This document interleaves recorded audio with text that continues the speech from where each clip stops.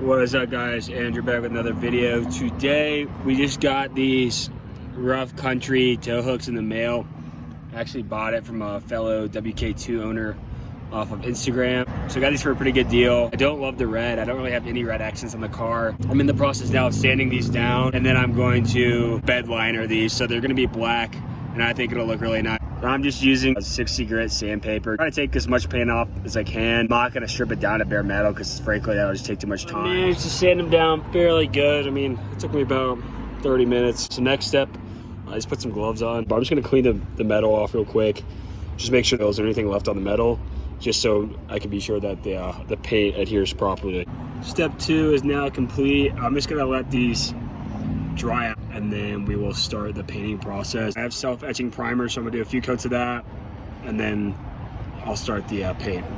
Step number 3, I'm using this Rust-Oleum automotive primer. I'll do probably 2, maybe 3 coats. I'm gonna let it dry a few minutes in between each coat. All right, so we have finished step 3. Did about 4 coats, just light sprays. I gave it about 5 minutes between each coat, and for the last coat I let it dry for about 35. Basically fully dried now, and now we will start with the spray. I'm using this Krylon truck bed coating. I've seen a lot of videos on YouTube that this stuff's pretty good. I'll probably do about 3 to 4 coats, 20 minutes between each coat to dry. So let's get started. So here's how they turn out. I ended up doing about, I want to say like 5 or 6 coats. I did have to wait around 20 to 30 minutes between each coat. I'm really pleased with it. So we will let these things cure overnight and put them on tomorrow.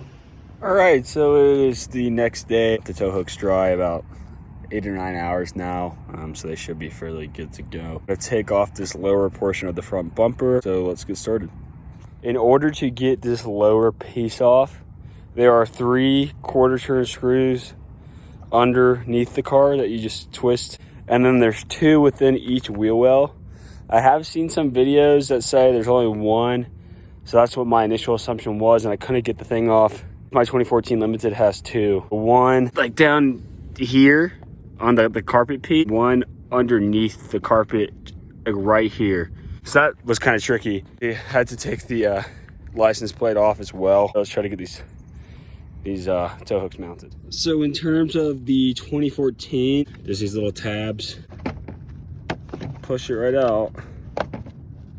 There you go.